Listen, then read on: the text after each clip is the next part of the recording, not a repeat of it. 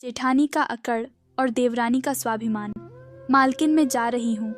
रमा की आवाज़ कान में पड़ी तो रुचिका बोली, खाना खा लिया? हाँ मालकिन, खा लिया, रमा बोली।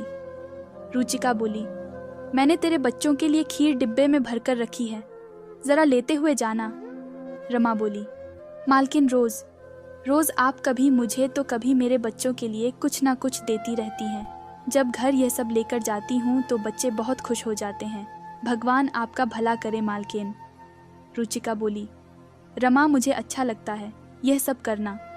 काश मैं पहले ही इस बात को समझ जाती, मगर मेरी बुद्धि तो तब घास चढ़ने गई थी, इसलिए तो अनजाने में वह सब कर बैठी जो मुझे नहीं करना चाहिए था। रमा बोली, क्या हुआ मालकिन, क्या कर बैठी आप?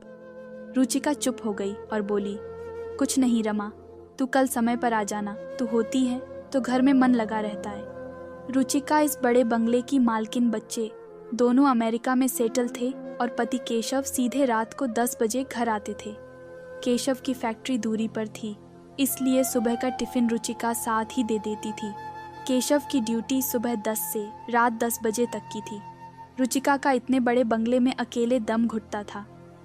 आज रात को रुचिका केशव से बोली, केशव मुझे नहीं रहना, यहाँ अकेले बच्चे भी बाहर चले गए और तुम भी घर पर नहीं रहते। मैं अकेले बहुत बोर होती हूँ। तुम रमेश भैया और रेशमा से बात करो ना, शायद वे यहाँ वापस आ जाएं, फिर से हम सब एक साथ रहेंगे। रमेश केशव का छोटा भाई और रेशमा रुचिका की देवरानी थी।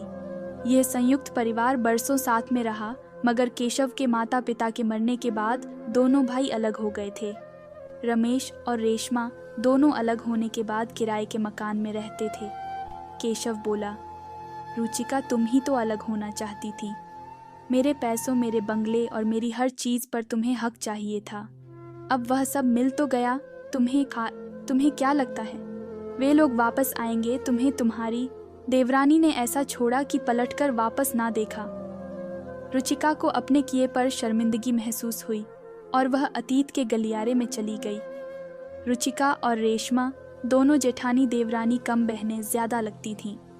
दोनों की शादी में भी बस 2 साल का ही फ़र्क था, इसीलिए दोनों की खूब पटती थी। सास विमला जी भी दोनों की जोड़ी की बलाइयान लेती, क्योंकि उन दोनों की वजह से उनका संयुक्त परिवार आबाद था। केशव बड़ा भाई होने के साथ साथ घर का कर्ता धर्ता भी था। उसकी फैक्ट्री जोरों में चलती थी और विपरीत रमेश एक साधारण सी कंपनी में नौकरी करता था। केशव रमेश को अपने साथ फैक्ट्री में लेना चाहता था, मगर रमेश अपनी साधारण नौकरी में खुश था। उसे कमाने की बहुत लालसा न थी। रेशमा भी रमेश से परेशान थी। वह भी चाहती थी कि रमेश यह छोटी नौकरी छोड़कर कुछ बड़ा करे, मगर रमेश नहीं माना। रेशमा और रमेश में अक्सर इस मसले को लेकर लड़ाई हो जाती। रेशमा चाहती थी कि रमेश केशव भैया की फैक्ट्री ज्वाइन कर ले, मगर रमेश कभी कुछ बड़ा करना ही नहीं चाहता था। वह अपनी साधारण नौकरी से बहुत खुश था। रेशमा रमेश से कहती भी थी कि कहीं ऐसा ना हो कि आपकी छोटी सी नौकरी के कारण कल के दिन हमारे बच्चे बड़े होकर आप पर सवाल दागे कि संयुक्त परिवार होने पर भी पापा एक साधारण नौकरी क्यों करते थे, जबकि ताऊजी फैक्ट्री संभालते थे। पापा भी तो ताऊजी के साथ उनकी फैक्ट्री में उनका साथ दे सकते थे।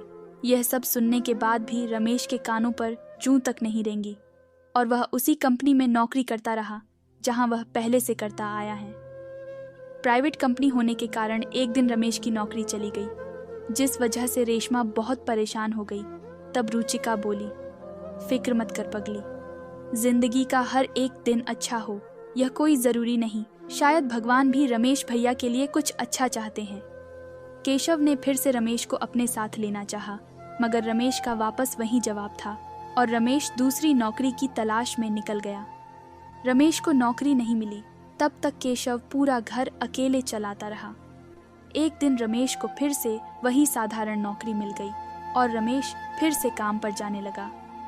धीरे धीरे दिन साल गुजरने लगे और बीच में केशव के माता पिता का भी देहांत हो गया। अब धीरे धीरे परिस्थितियां भी बदलने लगी। केशव की फैक्ट्री जोरों में चलने लगी थी, जिस वजह से घर में पैसों की बरसात हो चली थी। रुचिका को अपने पति की कमाई पर घ होने लगा था और वह देवर रमेश और देवरानी रेशमा को हीन दृष्टि से देखने लगी थी। वैसे भी जिस सास ससुर की वजह से यह संयुक्त परिवार आबाद था, वे तो अब रहे नहीं थे। एक दिन रुचिका के मन में ख्याल आया कि अगर मेरा पति घर का एक्स्ट्रा खर्चा ना निकाले तो रमेश भैया अपने दम पर इतने खर्चे नहीं निकाल सकते। यह फैक्ट्री, यह बंगला, इन सभी पर सिर्फ मेरा अकेली का हक है, क्योंकि मेरे पति की बदौलत ही तो यह घर गाड़ी शानो शौकत है। मगर रेशमा भी तो यहीं रहती है। कल के दिन वे लोग हमसे हमारी सारी चीज़ों में हिस्सा भी मांग सकते हैं। इसलिए अब रुचिका ने ठान लिया था कि वह कैसे भी रमेश और रेशमा को इस घर से निकाल कर ही दम लेगी। बस उसी दिन से रुचिका ने घर में कलह का वातावरण पैदा कर दिया। रुचिका के बच्चे बड़ी कक्षा में पढ़ते थे और रेशमा के बच्चे छोटी कक्षा में पढ़ते थे। एक दिन रुचिका बोली, रेशमा, तुम्हारे बच्चे बहुत डिस्टर्ब करते हैं। मेरे बच्चों को हो सके तो इन्हें अपने कमरे से ज़्यादा निकलने मत दिया करो। रेशमा ने भी हामी भर दी और अपने बच्चों को रुचिका भाभी के बच्चों के कमरे में ज़्यादा जाने नहीं देती थी। घर के काम हो, रसोई के काम हो या बाहर के काम, सभी काम रुचिका ने अपने हाथ ले लिए और हर बात पर अपना शासन चलाना शुरू कर दिया। अब वह हर बात में रेशमा को सुनाने लगी थी, चाहे वह बिजली का बिल हो या खाने पीने की चीज़ें हों। रुचिका हर बात में रेशमा के जताने लगी थी कि उसके पति के पैसों के दम पर ही रमेश भैया और रेशमा जी रहे हैं, वरना उनकी खुद की कुछ औकात नहीं है। हद तो तब हो गई जब रुचिका आस पड़ोस के लागों को कहने लगी कि यदि उसका पति घर के खर्च पूरे ना करे तो उसके देवर और देवरानी के तो खाने के भी लाले पड़ जाए। रेशमा के कानों तक भी इन बातों की भनक लगी तो उसे बहुत बुरा लगा। वह सोचने लगी, क्या सचमुच यह वही जेठानी है जिसने कभी मुझे अपनी बहन माना था।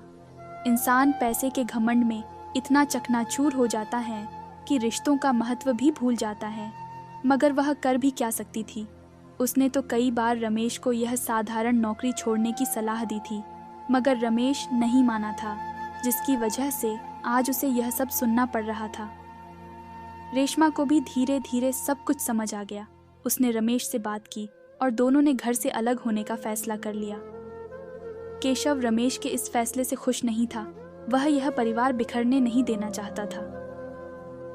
जब उसने भाई को रोकने की कोशिश की, रुचिका बोली, जिसकी जितनी चादर है उसे उतने ही पांव पसारने चाहिए। रमेश भैया की साधारण सी नौकरी में भी उन्हें और रेशमा को बंगले का सुख नसीब हो रहा है। शायद यह बात इन दोनों को समझ आ गई है।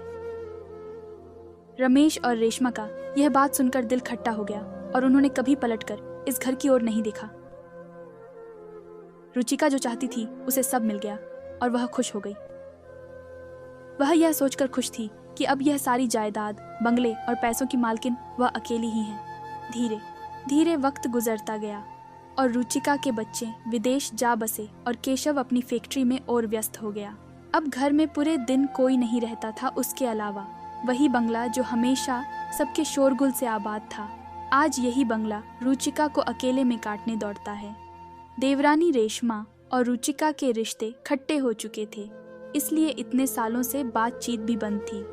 रमेश और रेशमा जब यह घर छोड़कर गए थे तो वह एक किराए के छोटे से मकान में रहने लगे थे। केशव ने भाई की मदद करनी चाहिए थी, मगर स्वाभिमानी रमेश और रेशमा ने बिल्कुल मना कर दिया था कि उन्हें 1 रुपया भी नहीं चाहिए, वे लोग अपने दम पर जी लेंगे। रेशमा घर पर पापड़ बेलकर बेचने का काम करने लगी थी और रमेश भी अच्छी कंपनी में जॉब पर लग गया था। इस तरह दोनों मेहनत मजदूरी कर अपना और अपने बच्चों का खर्चा निकाल लेते थे। रुचिका के आस पड़ोस के लोग जो रेशमा से भी बातचीत करते थे, वे लोग रुचिका को रमेश और रेशमा की खबर दे दिया करते थे। रुधिका और रेशमा जब से अलग हुए थे तब से उनके बीच बातचीत एकदम से बंद थी। मगर आज रुचिका ने इतने सालों बाद सोचा कि क्यों ना वह रमेश और रेशमा से फ़ोन करके बात करें और उन्हें वापस यहाँ रहने बुलाए।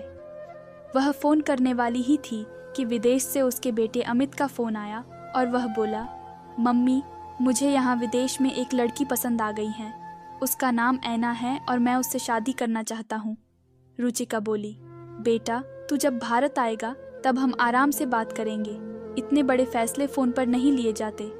अमित बोला, मम्मी मैं भारत आना नहीं चाहता, इसलिए तो आपको यह बात फ़ोन पर ही बता रहा हूँ। 1 महीने बाद मैं और ऐना शादी करने वाले हैं, आप पापा को बता दीजिएगा। बस यही बताने फ़ोन किया था और अमित ने फ़ोन काट दिया। रुचिका तो ये खबर सुनकर बेचैन हो उठी थी। उसने तुरंत केशव को फ़ोन करके सब बताया। केशव बोला, रुचिका बच्चों को विदेश भेजने का फैसला भी तो तुम्हारा ही था। मैंने तो तब भी मना किया था कि हमारा भारत भी एजुकेशन के मामले में कुछ कम नहीं है, मगर तुम मानी कहाँ थी। तुमने कहा था हमारे पास इतना पैसा है, हमें हमारे बच्चों को विदेश भेजना चाहिए। तुम दुनिया वालों को दिखाना चाहती थी कि तुम्हारा पति इतना कमाता है, तुम्हारे पास इतना पैसा है कि तुम्हारे बच्चे विदेश में पढ़ते हैं। इन सब बातों की सज़ा भुगतने का समय आ गया है। शायद रुचिका फ़ोन रख खूब रोने लगी और सोचने लगी कि क्यों पैसों के नशे ने उसे अंधा बना दिया था, क्यों वह रिश्तों को समझ नहीं पाई। आज शायद इसलिए ही अकेली पड़ गई थी, कोई भी तो साथ नहीं दे रहा था उसका। रुचिका ने विदेश में रह रही बेटी मान्या को फ़ोन किया और कहने लगी, मान्या तुम यहाँ कब आ रही हो। मान्या अपने फ्रेंड्स के साथ पब में पार्टी में बिजी थी। वह बोली, मम्मी अभी डिस्टर्ब मत करो प्लीज़, और रही बात वहाँ आने की, तो मम्मी एक बार जो विदेश में बस जाते हैं वे लोग वापस भारत में नहीं बस पाते हैं। रुचिका बोली, मान्या मुझे तुम सबकी बहुत याद आ रही है। मान्या बोली, मम्मी इमोशनल फूल मत बनो प्लीज़, चलो बॉय मुझे पार्टी एंजॉय करने दो। रुचिका ने कैसे अपने ही पैरों पर कुल्हाड़ी मारी थी। उसे आज यह बात समझ आ रही थी।